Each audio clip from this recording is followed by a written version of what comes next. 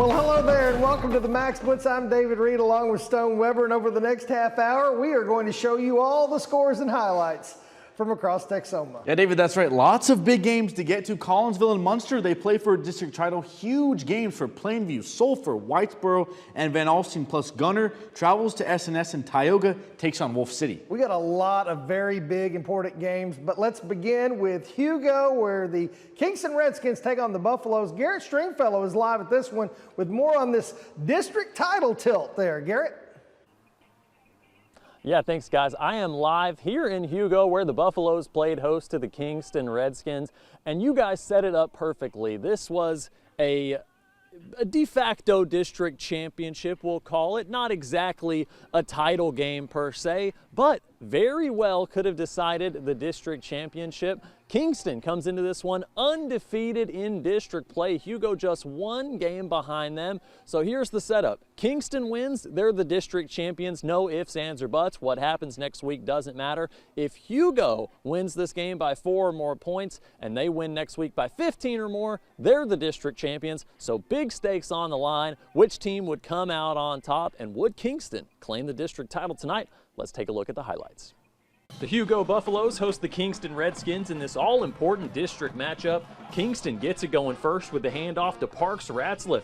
He makes a move to the outside before he's dragged down by Quincy Shelton Jr. The Redskins would punch it in for 6. Then, next drive, it's Reed Patterson on the keeper. He punches it through as Kingston converts another methodical drive. 14-0 Redskins there. Then it's Patterson going to add on with some yards after contact as he drags a herd of Buffaloes into the end zone. Kingston up 21-0, but Hugo trying to put on the rally cap. Jacob Santillan going to sense the pressure, roll out, and he finds his man Dakota Coulter for the huge gain down inside the 5 for Hugo. Then on the last play of the half, it's do or die, and the Buffaloes charge into the end zone to get on the board heading into halftime. And the second half was the exact same story as the first. Kingston 3 scores, Hugo 1. Kingston wins this one 42-14, and they claim the district championship. Doesn't matter what happens next week. They will hold that #1 spot in the district heading into the postseason. Hugo drops to #3. That is where they will stick. Kiefer sticks at #2, and Heavener likely at #4. That district is just about set in stone. Should be very interesting to see what happens in the playoffs in that district up here in Oklahoma. From Hugo, Garrett Stringfellow, Sports 12. All right, thanks a lot, Garrett. Great job out there breaking down all the scenarios for us. Yeah, he's right. Kingston has looked the part of a district champion all year long, and now they are officially a district champion. Right, there's no need to wait for next week and see the what-ifs or the crazy scenarios drawn out the whiteboard. They took care of their business tonight, and I know Chris Gross and his team disappointed in the outcome, but yeah, Brad Hill and Kingston just too much tonight for the Buffaloes. Really good. Exactly. And we had another huge game tonight, another district title on the line. The Collinsville Pirates, Munster Hornets. They've both been great all year long. Both teams entered 3-0, undefeated in district play, and tonight they played for the league title.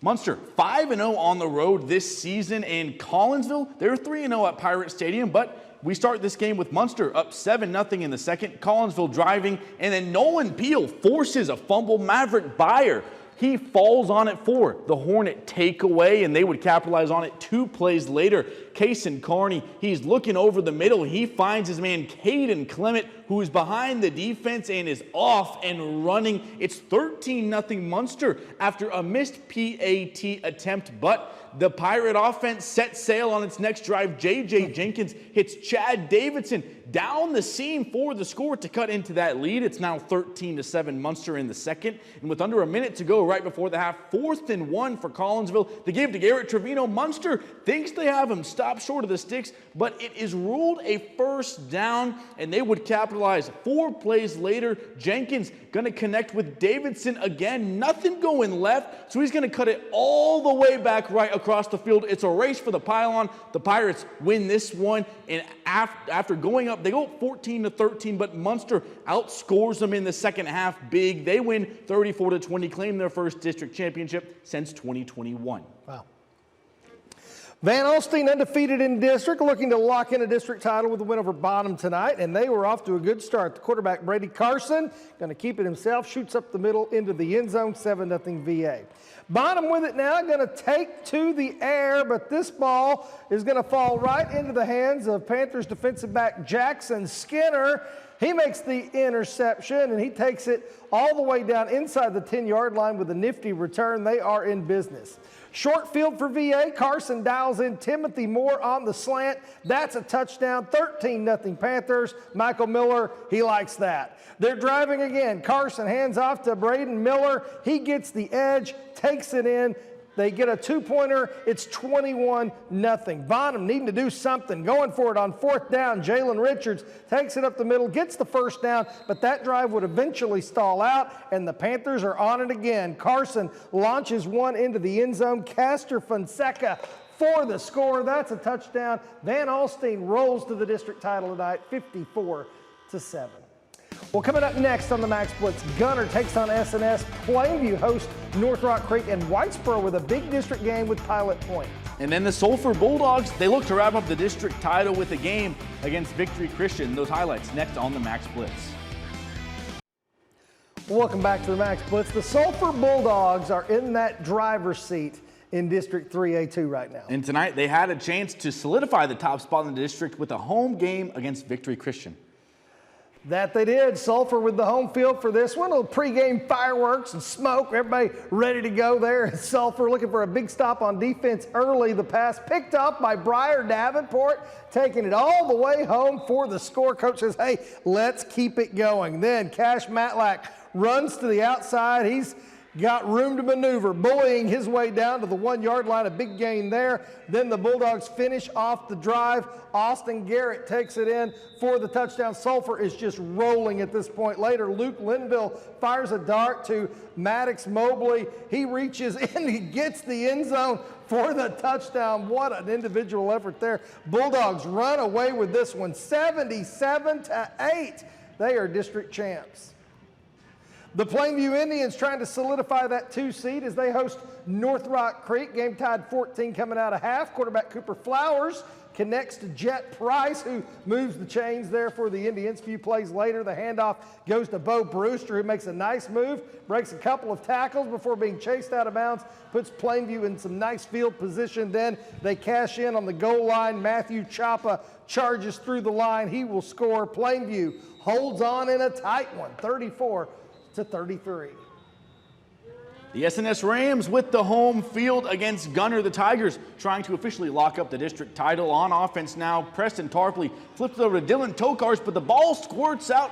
Hunter Corville for the Rams scoops it up. He takes it up the field, almost gets to the end zone, but he is tackled right before the goal line. The Rams wouldn't score on that drive. Gunner here again. A similar play. Tarpley, the toss to Tokars. This time, there's no one there to stop him. A huge play that goes for the touchdown to get Gunner on the board first, and the Tigers continuing to apply pressure to that Rams defense. Tarpley is going to find Brock Body out of the backfield, and he's off to the races down the sideline for another big touchdown. Gunner wins in a shutout, 49-0, and with it, another district title for the Tigers. Wow.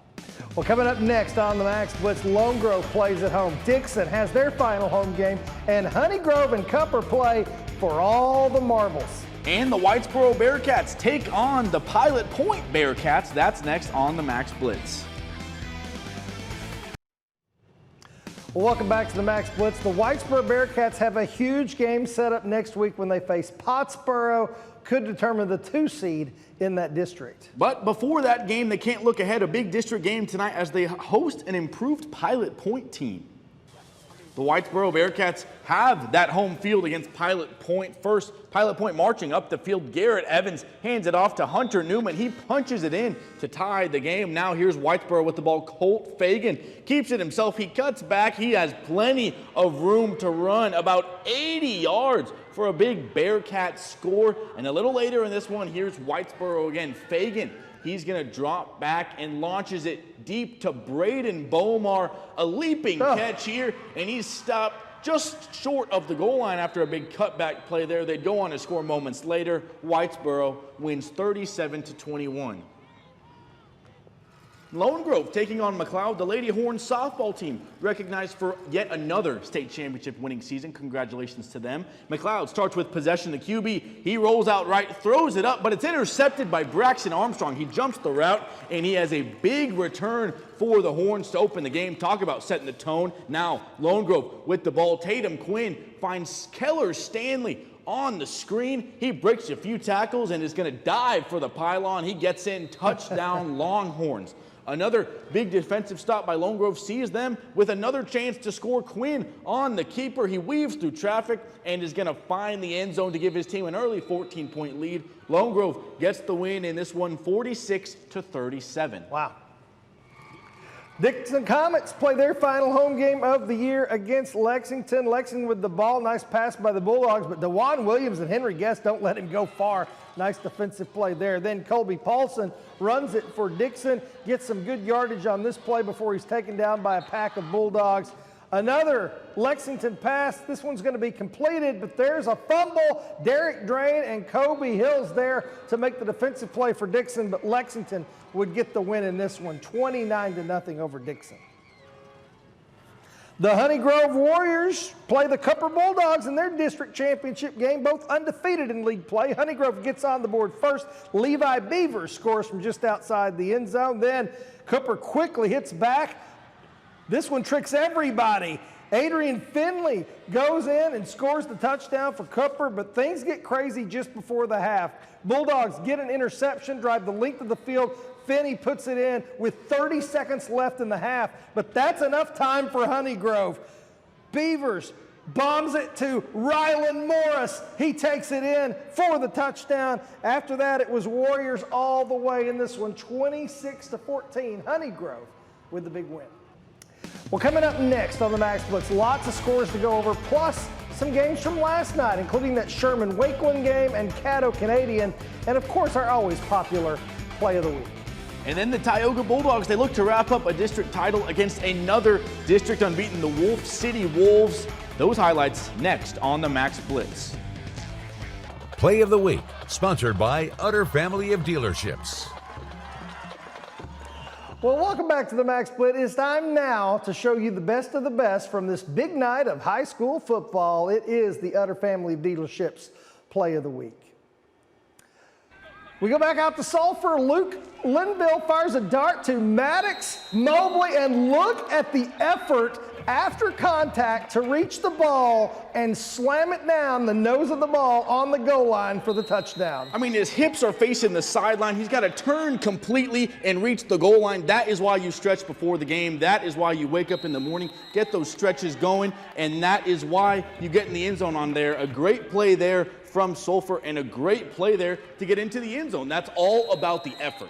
Ball was a little behind him, made a tough catch, and as you said, contorts his body and keeps his knee off the ground and puts it onto the goal line, the nose of the football, and that was one of many Sulphur touchdowns tonight, and that is your Utter Family of Dealerships Play of the Week. Back to the action. Tioga can wrap up a district title with a win over also district unbeaten Wolf City on the Wolves senior night. Tioga's Rocky Urich gets the scoring started for the Bulldogs, takes it in there for the score. Wolf City now, H.D. Davis takes the ball, this time tackled by Johnny Dorpinghouse, but got the first down. But now Tioga with it again. Dorpinghouse coming right into your living room, folks. There he is. He takes it in for the touchdown. They would make a lot of trips to the end zone tonight. Tioga wins the district. They are rolling 60-36. Last night, the Sherman Bearcats played Frisco-Wakeland over at Bearcat Stadium, paying tribute to the Frederick Douglass Panthers, winning state 60 years ago in Sherman. Defense playing well early. Abram Ramirez buries the ball carrier in the backfield for the loss. Josh Alleman says, yeah, let's do more of that. And that's what they do. Jalen Walker in there to make the stop. Big defensive play. We're scoreless early. Then check out this hit by Micah Hunt, who just flies in for a third down stop, and that would lead to a missed field goal opportunity for Wakeland. So they're up 7-0, but then here they go. Jaden Maples flips it out to Grayson Meyer. He has some speed, takes it all the way for the touchdown. That makes it 14-0 Wolverines. Wakeland driving again. Maples, the fade route to Ryder Treadway for the score. And you don't want to play the Wolverines on Halloween. They were howling last night, 42-14 the final.